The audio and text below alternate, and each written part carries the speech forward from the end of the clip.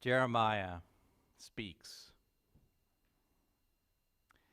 Then shall the young women rejoice in the dance, and the young men and the old shall be merry.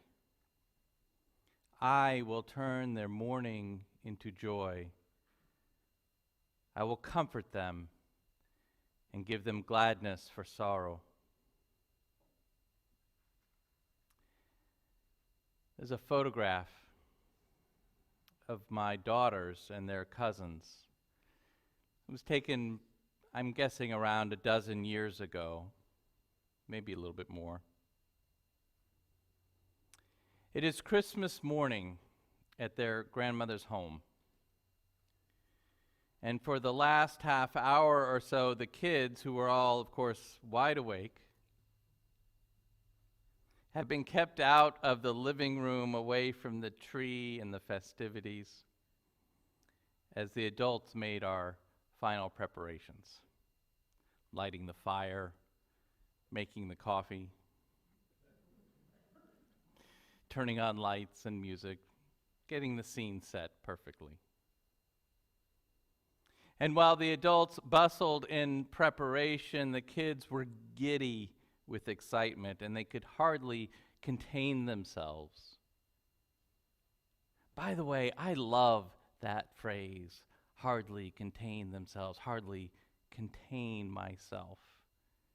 Because it evokes this idea that sometimes the emotional and spiritual parts of our being cannot be bound within the limits of a body, or perhaps more fully, should not be bound within the limits of our bodies. Anyway, when all was prepared, we announced to the kids that they could come on in. And down the hallway they ran, and somebody snapped this photograph. Now, of course, there were lots of pictures taken that day, lots of smiles, but they didn't stay with me the same way that the one of those kids sprinting down the hallway does. Their joy unbounded by their bodies, their joy unbounded by their tiredness, unbounded by their once and future sufferings. And whenever I see that photograph, I'm not sent into a bout of nostalgia for when my children were little, a wistfulness of a more joyful past.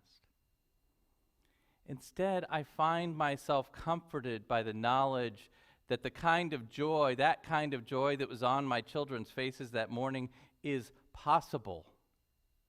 That kind of joy is possible, and that it can manifest itself not only on holidays, right? But if we're attentive to it, if we're awake to it, it can arise in the smallest and most unlikely of times.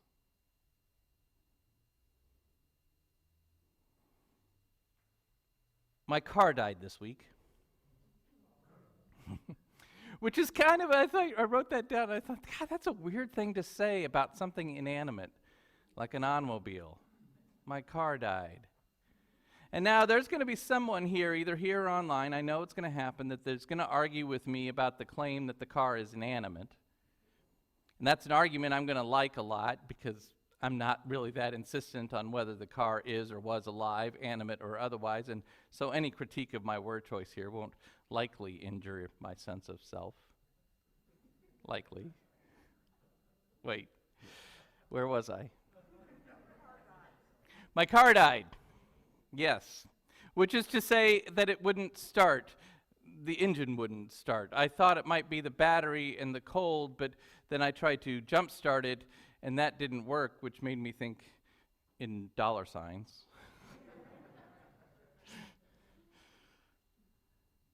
So I called to have it towed to the repair shop. And honestly, it's these little annoyances that can spiral me into having a really bad day. My whole plan got messed up. And while I like to think of myself as fairly resilient guy, the truth is once I'm in motion on that plan for the day, once that plan gets derailed, and it almost always does, I end up stewing about it.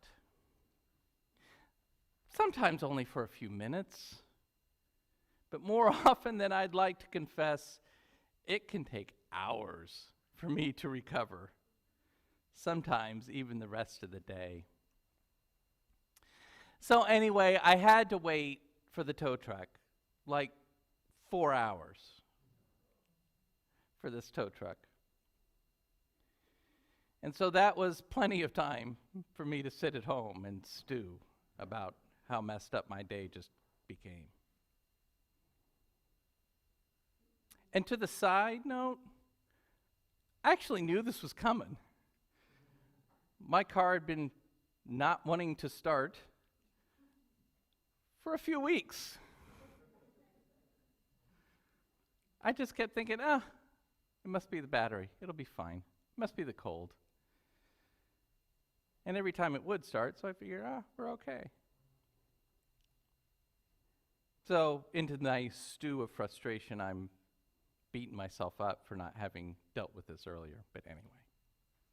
It wasn't until I heard the beep, beep, beeping of the truck backing into my driveway that it occurred to me that actually getting my car towed was going to be a little less than routine. You see, many of you know, many of you don't, I live over here in Landenberg. And my house is buried in the White Clay Forest Preserve. And our driveway is really long. And it's on a hill, which begins fairly gentle from the road and then goes like this to a fairly steep incline about halfway up. And to make it fun, it also curves. And I share the driveway with my neighborhood, so you get to the top with my neighbor, and you get to the top of the driveway, and you then have to make a hard right up another little hill to get to where my car is. So the beep beep of the tow truck woke me up out of my stewing and caused me to run out to see if I could help the driver navigate getting his flatbed tow truck up my driveway. It turns out I need not rush. Instead, I got to watch someone who is really good at their job deftly back this huge truck up the driveway, back the thing the whole way. And it struck me, I'm standing at the top of my driveway, and it struck me as something to behold, particularly since I've seen people in much smaller vehicles absolutely refuse to try my driveway. And then the driver gets the truck up, and he positions the truck, and he slides out of the cab, and he quickly goes to work. He asked me if I had a tow hook for my car. I have a Mini. It's about this big. I didn't know what a tow hook was. I said, I don't know. And so I popped open the trunk, and sure enough, there's this little thing called a tow hook, and he attached it on. I'm like, cool, now I know something I didn't. Anyway. So he's out of the cab, and he's going to work, and he's kind of wrangling my car, and then he moves the truck around, and then he mangles the car, and then suddenly the car just like glides right onto the truck. It was impressive. And I know this sounds strange, but I was sitting there thinking, this is really beautiful. This man, whose name I do not know, was just so good at his job, so present to the task at hand. And it's one of those jobs that, I don't know, folks like me just don't think much about or even value much right up until the time when we desperately need their help, their work, their care. So when the car was secured on the truck and we were completing our transaction, he talked about his dog, which he described as a weird wiener dog mixed with something else he couldn't figure out that has long hair and sheds a lot more than you would think it would have. And every time he gets home, that dog jumps up in his lap and sheds fur on his shirt. And he had noticed the fur on my shirt because I have dogs, right? This is how this conversation started, right? And so here we are, this man whose entire presence seemed to be a Hollywood typecasting of tow truck driver, and me sitting there chatting about our dogs. And I could tell how much he loved the moment when that weird little wiener dog, his words, jumped into his lap when he got home from work every day. And suddenly, without me expecting it, demanding it, or even really wanting it, if we be honest, I felt joy. That ephemeral and satisfying joy. My day, or at least my plan for the day, was still messed up. And all my losses and anxieties that have been piling up one upon another are all still there. I'm still preaching to a room of half-covered faces and a camera. But standing there in my driveway with my car on the truck and talking about wiener dogs with this man, I noticed joy. I felt it. I let it be a part of my day. I let it comfort me. This man, his work, his dog, all came together to inadvertently quell my anxieties, and I felt that easing of distress that we call comfort.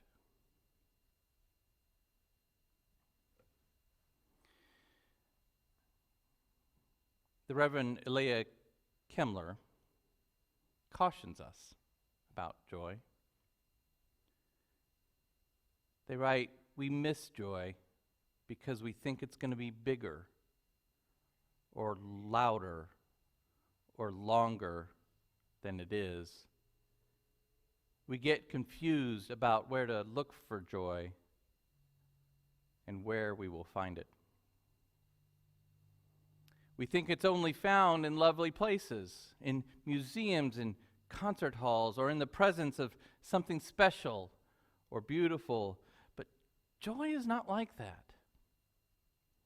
They write, joy is right here in the chaos, right there in the midst of our less than lovely, picturesque lives.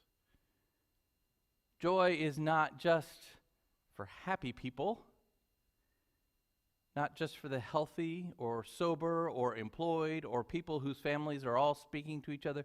Joy is not a luxury, and it is not limited by circumstances. This, perhaps, is the blessing of joy. A joy which is not happiness. Happiness being something we must claim for ourselves, something cultivated and harvested, while joy, the joy that assuages the chaos and challenge and screwed up plans of our daily life, that joy arrives unbidden. And if we aren't open for it, if we plow through the moment of joy and tumble into the next annoyance, we will miss it.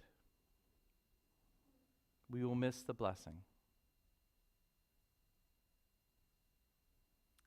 As the tow truck driver slipped back into his cab, he said this, I'll never forget it. He said, well, I hope I never have to come up here and meet you again.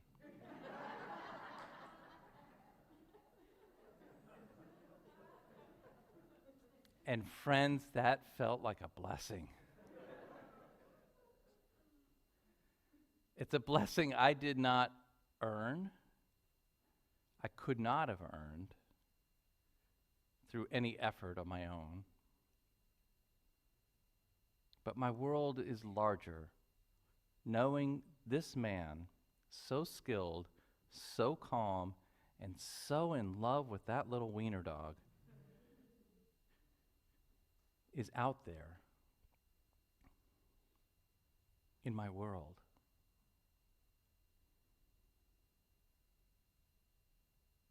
He exists in the moments of joy and comfort and joy that arrive unexpectedly, even when we think we've prepared for them. My prayer for you today and in these days to come is that you open your heart to the blessing and comfort that arises from the joy that finds you so ready, and yet still so completely unprepared. Oh, tidings of comfort and joy. Amen, my friends. And I love you. And may we live in blessing.